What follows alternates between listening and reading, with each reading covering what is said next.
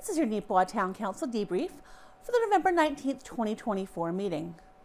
Prior to the meeting, Mayor Headley reports Council had a question and answer period with members of the Neepawa District Chamber of Commerce, which he called very productive. Also in Council reports, Councillor Sisley highlighted the town's practice of personally greeting newcomers at High Life, and Councillor Parrott updated Council on new bylaws coming out of the Neepawa Area Planning District. Councillors Nadeau and Gerard talked about projects that will prepare the area for winter and next spring, including tree planting and trail and building maintenance. Council reports. Guess I'll start off. Just a few things. Evergreen Technologies was regular board meeting on October 18th. Some of the things we're working on is personnel policies and salary negotiations for 2025 to 2028. Neepawa Area Planning regular board meeting was held for November. The planning district is wrapping up a very successful year.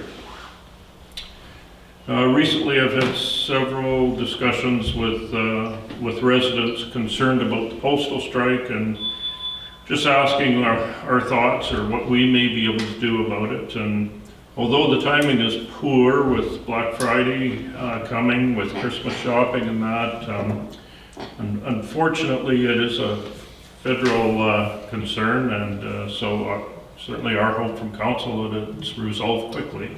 And you have to shop local. And shop local, yeah, there's nothing wrong with that. Council met with the Neepawa Chamber of Commerce for a question and answer period. It was a very good discussion.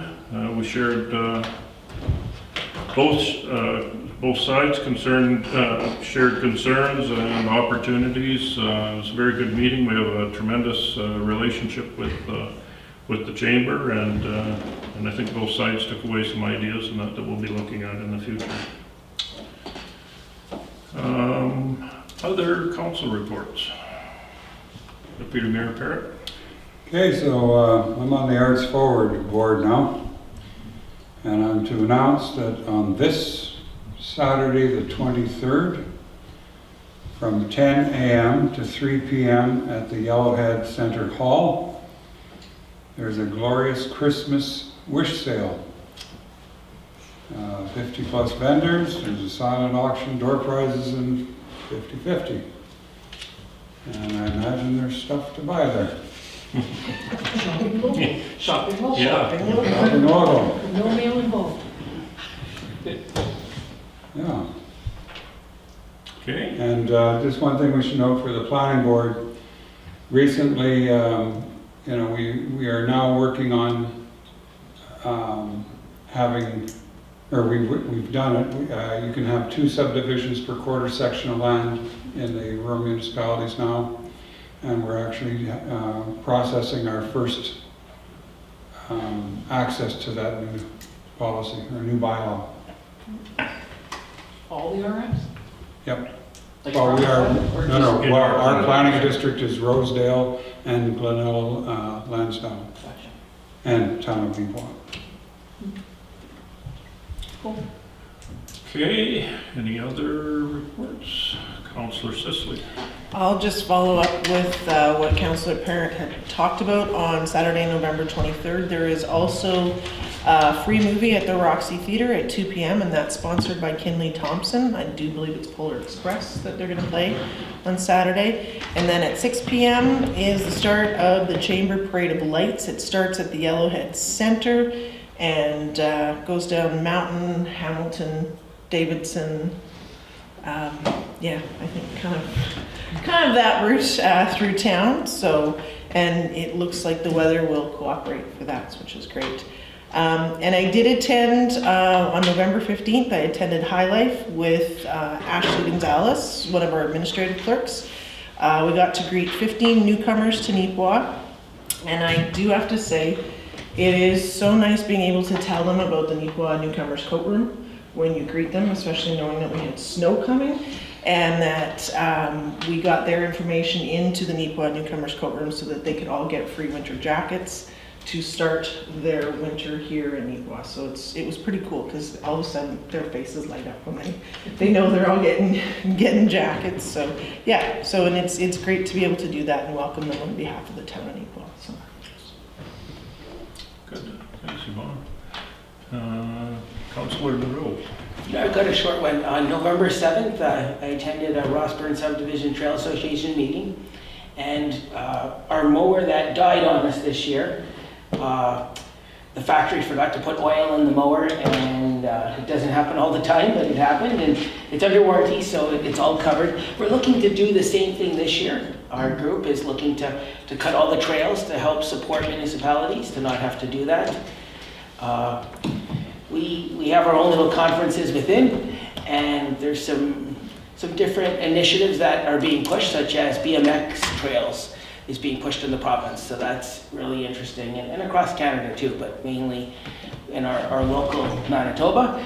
Also a big push on supporting Indigenous themes within the trail too. So within our trail itself, our section of trail that goes from here all the way to the border, Saskatchewan border, we have a few offshoots that actually have going into some of our Indigenous communities, and so we're definitely seeing that here, and we might be a little bit ahead of the curve with our bike park that we have. Definitely, it's actually funny because we talk about everything. This group loves to chat and talk. I'm there until all hours of the night, and this particular meeting ended at 10 o'clock, which was early. It went fast because not as many people were able to make it last moment. One thing that we talked about that really caught my ear was something we've been talking about a little bit, just about we'd like to support trees in our community. And Russell, they just got 60 trees for free, no charge, through the 2 Billion Tree Program. And that was one program that I thought it was a 50 cents on the dollar thing, eh? It's free. So 2 billion trees is a free one, eh? So they got 60, and their plan is to do it over multiple years, and they're planting it along their trail.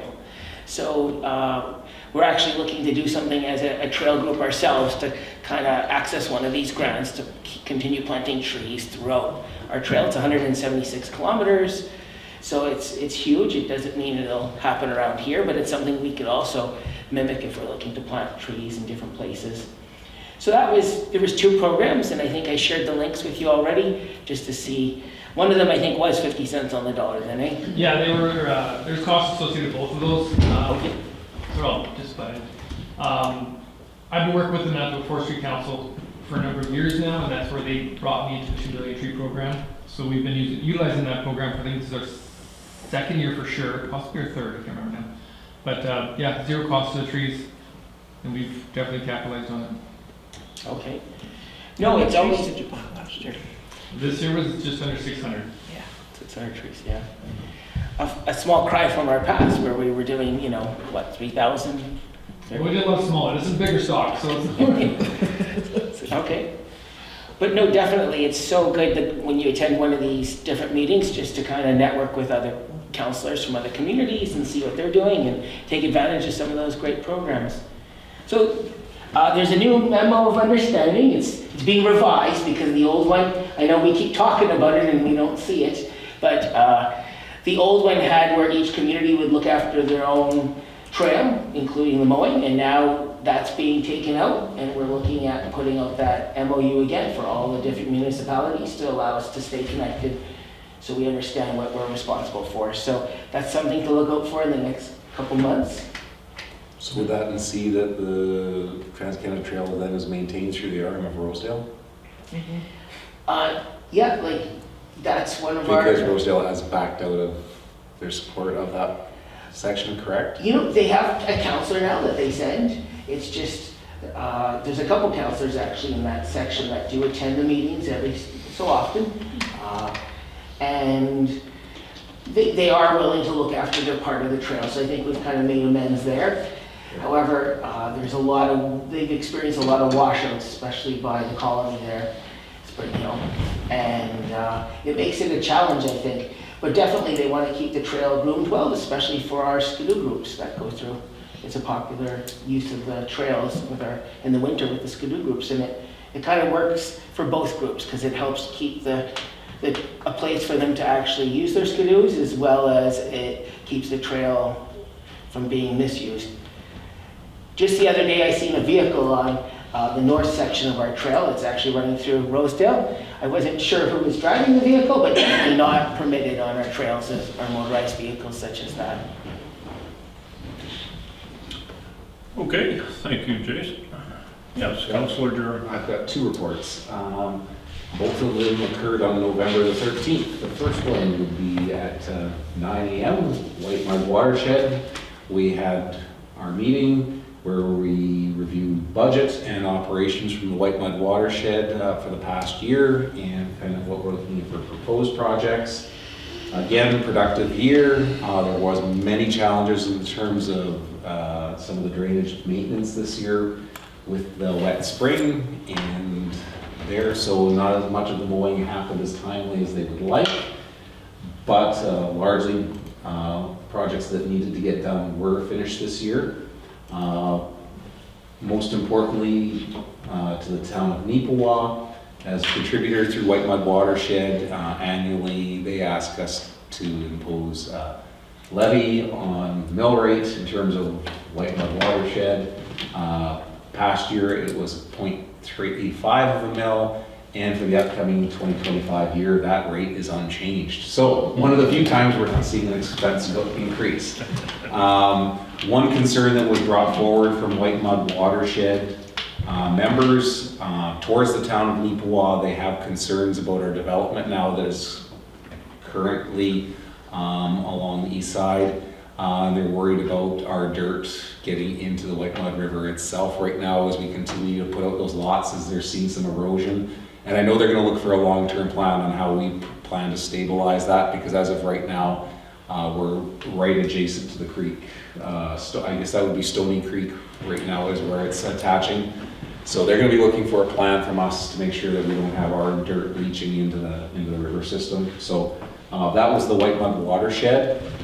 And then we had a call-in vote, special meeting for the county courthouse. And it was kind of an urgent nature in terms of maintenance of that beautiful facility. And there will be a $5,987 expense that had to be done right away because we had shingles missing on the roof that we were trying to get done ahead of freeze up. We were fortunate, we had a very dry summer. They were contracted earlier through another contractor that was not going to get it done in time for the winter, so we had to award that to Flynn, and they were going to be on site to get that done before the latest weather we had. So I guess we're familiar with that when it comes. No different than street repair. You can award the contracts all you want. Application and follow through is always a challenge, it seems. So.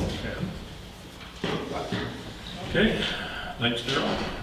So I joined the crowd. Councillor Proctor, yeah. The Yellowhead Board had our annual general meeting on the 12th of November. Happy to report it was a productive meeting.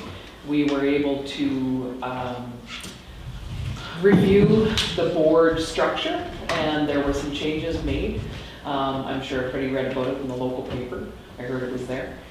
And we're moving toward a more regionally represented board. Hopefully that will help. And yeah, it was a good meeting. Before getting into his report, Manager of Operations Denise Kay follows up on a couple of points brought up in the council reports, including that the town will be applying to the 2 million tree program again this year, and particularly that they are in discussions to place riprap to address the potential washout problem in the development east of town, which includes the new hospital. With the year's first snowstorm this week, yard waste collection is wrapping up and snow clearing has begun in town. Animal control and waste collection contracts are up for renewal at the end of the year, and snow clearing pricing will be updated as well. One of his biggest tasks on his plate at the moment, other than routine maintenance and servicing, is preparing his department budget for the next year. So just a few things. Like I said, 2 million tree program. We'll probably make application again with the management government if they choose to continue, which I can't see why they wouldn't. So we'll probably apply for more trees. As far as Wayne with water site concerns, I've already been in discussions with some contractors regarding riprap placement at the lower end of that hill bank, because our contractors got a little ambitious with the fill in certain locations. So we'll probably pull some back and tear it out a little bit and make sure we get some stone in there and some silt fencing if needed, just to ensure that we don't see any of that hillside start to wash away in the road. Another items, we've got our animal control. Contractor is up for his annual renewal, so we've posted that position right now, so if anyone's interested in doing animal control for the community, they can make applications. It's posted on the town website. Likewise, we've done our waste collection contractor. That contract is up due December 31st, so we've posted that. We've done invites out, and it's posted again for people to see. We did get snow clearing updates pricing, so we'll have that on the next agenda. Staff have been busy. They've serviced another lot as of yesterday. There was just some service renewals that need to perform for a new house build, so that was completed. Yard waste cleanup is pretty much wrapped up. We might pick a few of the stragglers up, but that's it with the snow. Other than that, staff's managed to get Christmas lights up. I see there's some street lights out, and it's not just the odd one, so it looks like there's a Manitoba Hydro issue, so I'll have to talk to them and see how soon, or if they have any repair plans for the missing sections of lighting that we're having here. Other than that, I have been working on budget stuff, so it's trying to start thinking about budget and discuss with staff and see what's going on. CAO Sinchishan brings forward 2 agreements that need to be approved by the town, both around the Oberon well site. Because the site is situated in the arm of Langford, the agreement with the now municipality of North Cyprus Langford needs to be updated, and as well they need an agreement with Manitoba Hydro to extend service to the new well. So the first one is a raw water line and well site ownership, operation, and maintenance agreement. As everybody knows, our raw water lines and our well sites are situated in the municipality of North Cyprus Langford. So as much as previous agreements or discussions related to the RML Langford, there was no agreement that would be updating any document to suggest it was with North Cyprus Langford. So this was sent over to North Cyprus Langford to review, basically allowing us the ability to go in to maintain and install and to operate our well sites and our raw water line. And as you know, we are installing a new line to come from the wells and also another well at Oberon. So if you're in agreement, North Cyprus Langford approves of this to make sure there are easements and proper authority to maintain. Okay, any questions on that? We'll go through and do the resolution on that, and then we'll do the restorative justice. Oh, sorry. Okay, so the motion reads, whereas the town of Neepawa wishes to enter into ownership, operation, and maintenance agreement with the municipality of North Cyprus Langford for matters related to the installation and maintenance of raw water pipelines along RD 72N, RD 75N, and PTH number 5 within their municipality to install the main and maintain well sites located at northwest and southeast 22, 13, 14 and southwest, southeast of 4, 13, 15. And whereas the municipality of North Cyprus Langford is supportive of such agreement, therefore be it resolved that we hereby authorize the mayor and CAO to enter into agreement with the municipality of North Cyprus Langford regarding the ownership, operation, and maintenance of the town's raw water line and well sites. Moved by Deputy Mayor Parrott, seconded by Councillor Pottinger. All in favor? Opposed? Carried. We're looking for council's approval for an expenditure of $25,273.47, including GST, to extend customer service from Manitoba Hydro to the new well at Oberon in the southeast of 4, 13, 15. So I guess we need to make it work. Any other questions? I see Councillor Parrott pumping.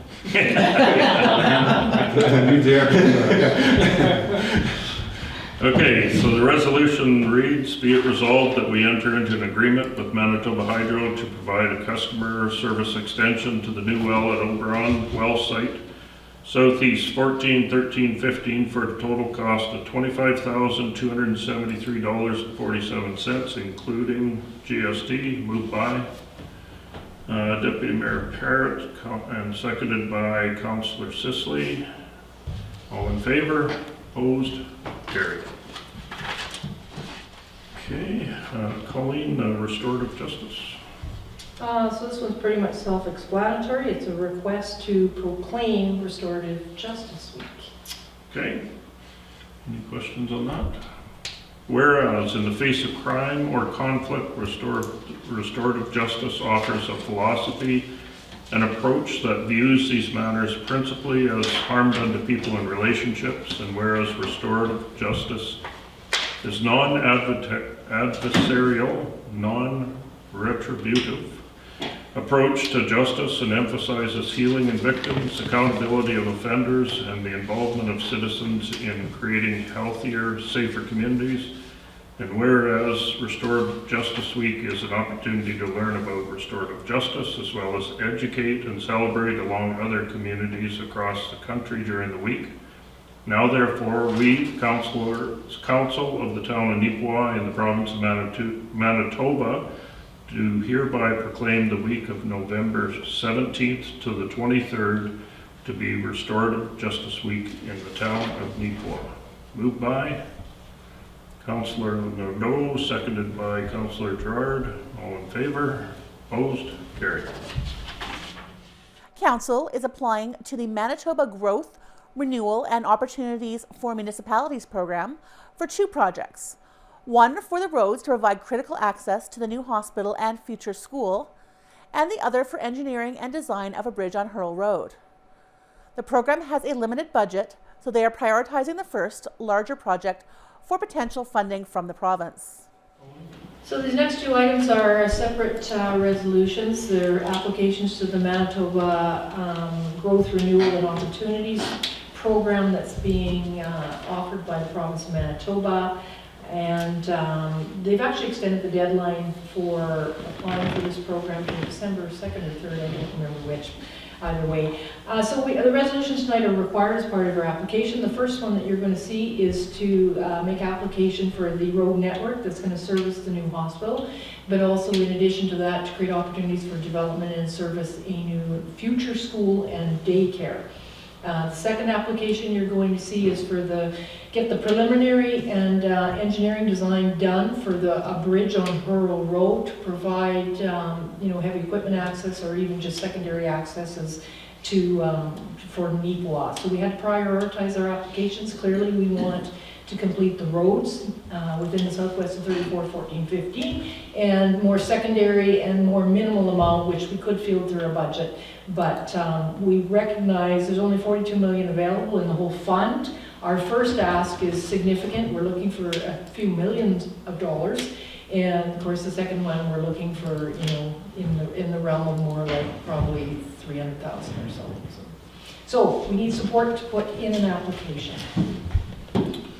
Okay, any questions? Be it resolved that we support an application to the Manitoba Growth, Renewal, Opportunities for Municipalities program to pursue the construction of roads within Southwest 13, 14, 15 to provide critical access to the new regional hospital, as well as proactively prepare the community for future development projects, including the siting of new grade 9 to 12 vocational school and daycare adjacent to the new hospital. And further resolved that the town of Neepawa is committed funding 50% of the total project from existing reserves, the annual operational budget, and then, if necessary, through borrowing. Okay, moved by Councillor Gerard, seconded by Deputy Mayor Parrott. Any questions? All those in favor? Opposed? Carried. And then the second one, which Colleen explained, be it resolved that we support an application to the Manitoba Growth, Renewal and Opportunities for Municipalities program to pursue the preliminary design and engineering of a bridge to be installed on Hurl Road between Northeast 341415 and Southwest 21515, with 50% of the associated cost to be borne by the town of Neepawa as part of the 2025 operating budget. Moved by Councillor Pottinger, seconded by Deputy Mayor Parrott. All in favor? Opposed? Carried. Finally, Council held first reading of the new development incentive bylaw, which repeals an earlier version from 2017 and offers broader options in terms of incentives to help provide housing and attract business and industry. CAO Sunchishan clarifies that the development incentive is not a tax breaks, but allows Council to bring the assessment onto the tax roll incrementally. Bylaws calling. So the bylaw tonight is first reading to bylaw 3233-24, which is a development incentive bylaw. It actually, when this one gets passed, repeals a previous version of bylaw that was passed in 2017, which offered incentives, but more of a limited nature. This bylaw has been vetted through council a few times now and discussed at length in relation to how we create housing in Neepawa, how we create businesses and attract industrial. So it is pretty much inclusive of, I would say, the majority of development in Neepawa, depending on what portion that comes forward. And I won't get into details, but of course it's available for review, anybody wishing to look at it. And we're looking for first reading unless there's something you'd like to edit or change. No, I don't think so. We've gone over it quite a bit.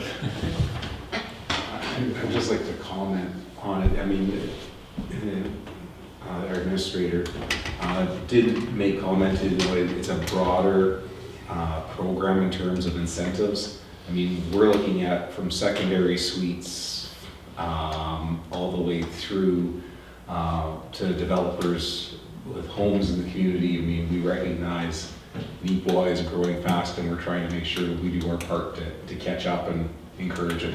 Yeah, exactly. No, good comment there. You know, I just wanted to comment too. I agree. I think we're supporting businesses, we're supporting residents, and it's really showing people that Neepawa is open for business, right? Yeah. So I maybe should add, this is not tax breaks. Under the Municipal Act, we were not allowed to forgive taxes. This bylaw addresses the fact that we can bring assessment onto the tax roll incrementally in percentage amounts over a period of time. So as much as it equates to a tax number, Savings, yeah. it is bringing the assessment on incrementally until we see the full value of assessment. Okay, resolution, be it resolved that bylaw number 3233-24 be in the bylaw of the town of Neepawa to establish a development incentive program to be now read for the first time. Moved by Councillor Sisley, seconded by Councillor Nadeau. Any questions? All in favor? Opposed? Carried. Also covered were the declaration of Restorative Justice Week and the regular financial report.